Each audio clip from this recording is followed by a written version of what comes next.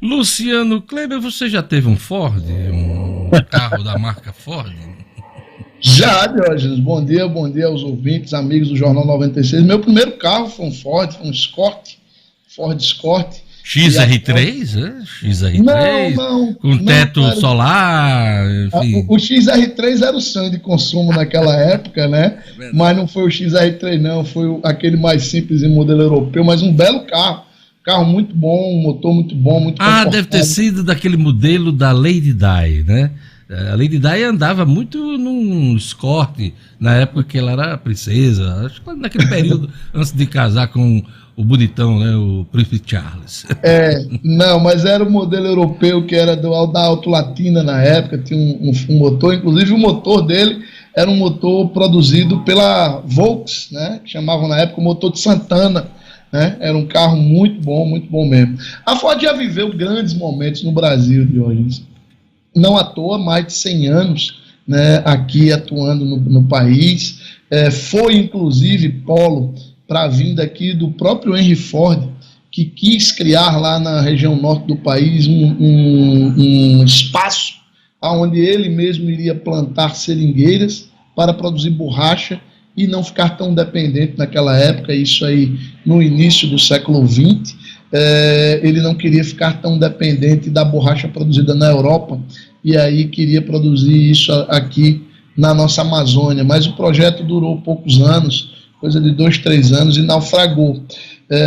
Não foi assim com a Ford. A Ford já chegou a ser uma das maiores do mundo e a maior em vendas no Brasil durante muitos anos. Ultimamente essa posição já não era mais tão confortável assim, Dionis. Você tem uma ideia, você e os ouvintes do Jornal 96, a Ford no ano passado fechou com apenas 7,2% de participação no nosso mercado de automóveis. A líder disparada foi a GM, né, que é a produtora que produz os carros da Chevrolet americana, que ficou com quase 20% do mercado, e a Volkswagen veio logo atrás com 18%.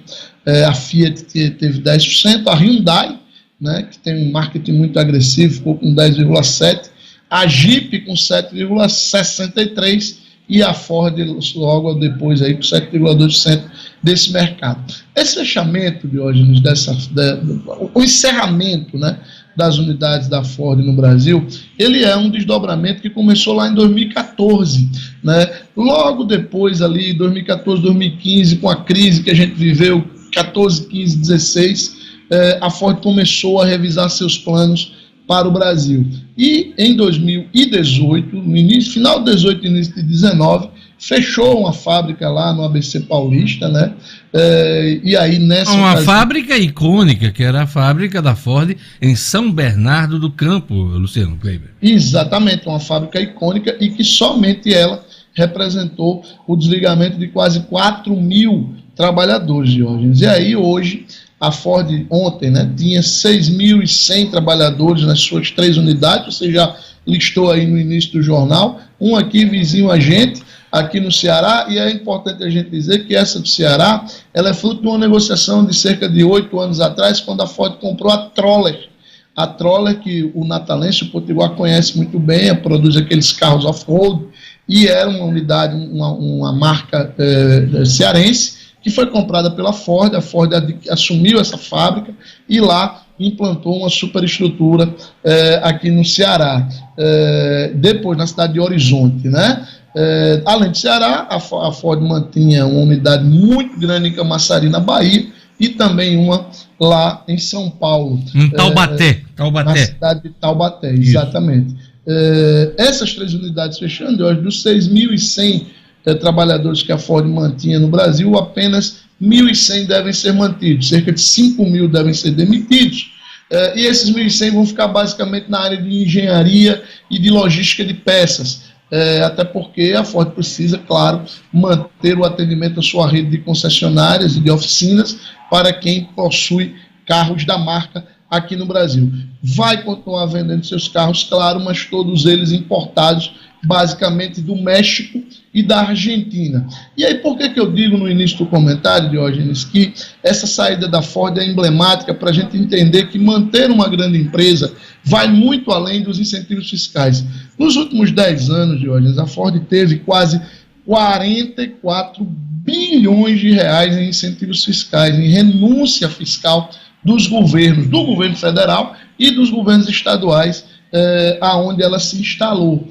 E nem isso foi capaz de manter ela aqui. Além disso, claro, ela recebeu também terrenos, recebeu vários tipos de benesses, e inclusive linhas de crédito muito, mas muito camaradas do BNDES. A pergunta que fica, vai devolver todo esse incentivo ao longo de décadas, Luciano Kleber? Não vai, Diógenes, porque nos contratos de concessão desses incentivos não tem essa previsão, tá certo? Geralmente eles procuram finalizar uma atividade quando está se vencendo um contrato desse, né? Não deve haver devolução nenhuma, mas tem uma outra vertente aí. A Ford também era usuária de linhas de crédito do BNDES, linhas muito camaradas, e hoje há, segundo notícias da imprensa hoje, algo em torno de 3 bilhões e meio de reais ainda em aberto, tá certo? Em linhas de operação das mais diversas, linhas de crédito das mais diversas, concedidas desde 2002 à Ford. E o BNDES ontem apressou-se em informar que dessas operações ativas que existem aí, algumas delas prevêem, sim, manutenção dos empregos, tá certo? A grande questão é saber se esses 1.100 empregos que se mantêm, eles estariam ligados às atividades que estão previstas nesses financiamentos, estão ativos. Então, a Ford também tem essa possibilidade aí dessa negociação. O que o Brasil deveria ter feito para não perder essa unidade da Ford? E aí é importante a gente dizer, a gente está perdendo para a Argentina. A planta Argentina e Uruguai também. As plantas da montadora serão mantidas na Argentina e no Uruguai, né, Luciano? Pois é, mas por que eu digo que a gente está perdendo para a Argentina de hoje? Porque a do Uruguai não deve ser modificada, mas a da Argentina sim deve ser ampliada, pouco, é verdade, algo em torno de 15% a 20%, exatamente para absorver algumas das coisas que eram feitas aqui no Brasil. Então, grosso modo, a gente está perdendo isso para a Argentina. E o que é que a Argentina tem que o Brasil não tem? Primeiro, oferta de mão de obra mais qualificada de hoje.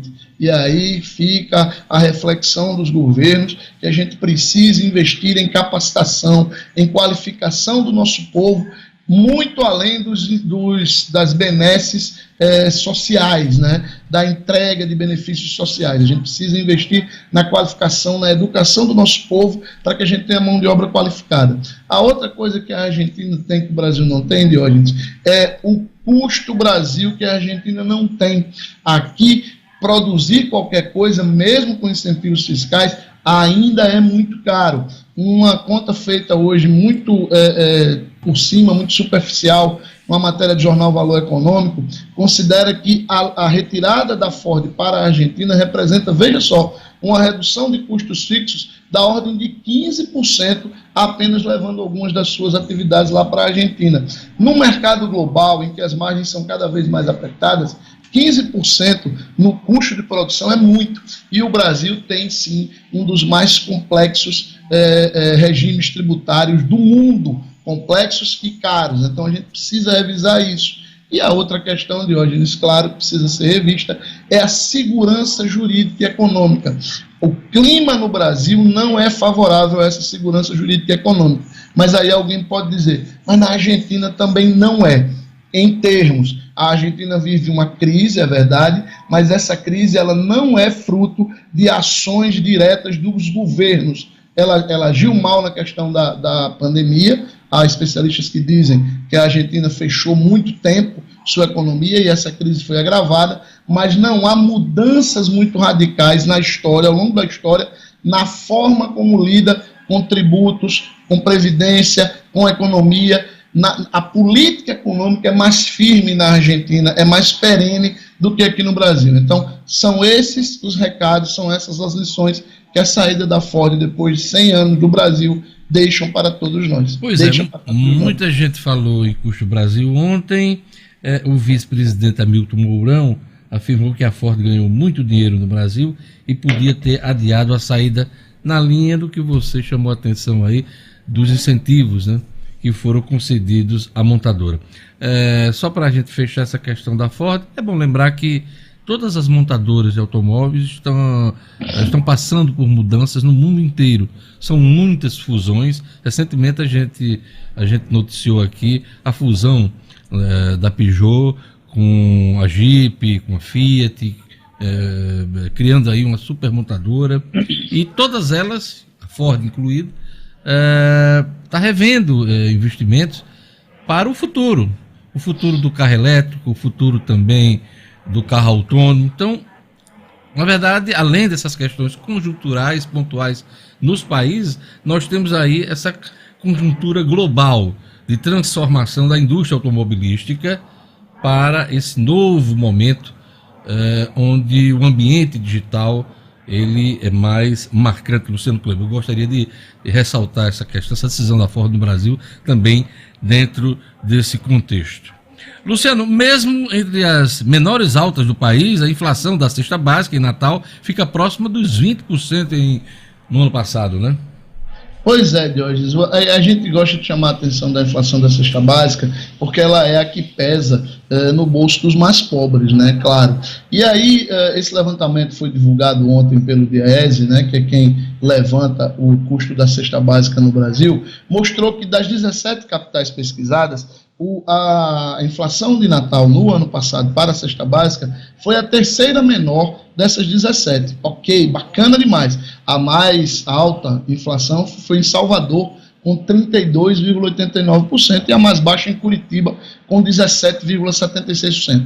Porém, ainda é uma inflação muito alta, de 19,20%, se a gente considerar que a inflação geral do Brasil para o ano passado ainda não foi totalmente fechada, mas a expectativa é que fique entre 3% e 4%, no máximo 4,5%. Então, se a gente fizer uma conta por cima aí, a gente está vendo que a cesta básica cresceu quase 5 vezes mais do que cresceu a inflação. Então, esta é uma carestia, vamos dizer assim, este é um aumento de preço que pesa diretamente no bolso do trabalhador mais pobre. Nunca é demais lembrar que nas faixas de renda menores, o custo com alimentação chega a representar, veja só, Diógenes, até 65% da renda das famílias, ao passo que nas rendas maiores esse custo varia de 5% a 10%. Então, ter uma inflação para a cesta básica de quase 20% em Natal é sim para preocupar todos nós, porque está literalmente cada vez mais difícil do trabalhador colocar comida na mesa para alimentar sua família.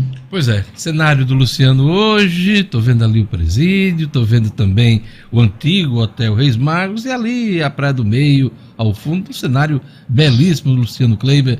A coluna do Luciano Kleber é um oferecimento da Unifarma.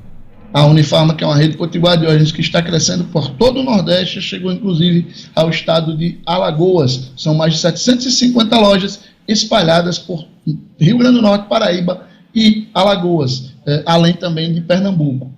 A Unifarma tem sempre uma loja pertinho de você, com preços baixos de verdade, eu garanto. Você tem medo de quê, Luciano Kleber? Diógenes, eu estava ouvindo, muito interessado, inclusive, os relatos de Gerlane e de Edmo, né, do pavor de sapo e de rato, respectivamente. Graças a Deus eu não tenho nenhum tipo de pânico desses aí, não, Diógenes. Não tenho acho, inclusive, respeito bastante quem tem. Eu não tenho, não. É claro, por exemplo, o nosso amigo Jorjão aí, você também falou de cachorro. Quem é que não tem medo de um Rottweiler com os dentes arreganhados? Claro, mas você está analisando o medo dos outros. Eu quero saber se você tem medo de quem, Luciano Kleber? Não tenho. Esse tipo de pânico, não. Esse tipo de pânico não tenho. Quando você era criança, Luciano, você não tem medo? Não, é claro, se eu me deparar com um Rottweiler raivoso na minha frente, eu vou ter medo e vou procurar me proteger. Mas pânico, graças a Deus, não tenho nenhum, não. É o super-homem. Não tem medo de nada. Não é isso não, Diogo. Você não tem medo, você tá lembrado do... Né?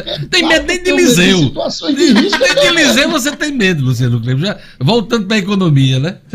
Não, aí pronto, aí eu tenho medo de Liseu, eu tenho medo de desemprego, eu tenho medo de economia fraca, esses medos aí eu tenho muito. Então você tem medo, pô. Valeu, Luciano, até amanhã com as notícias da economia. Até amanhã, um grande abraço.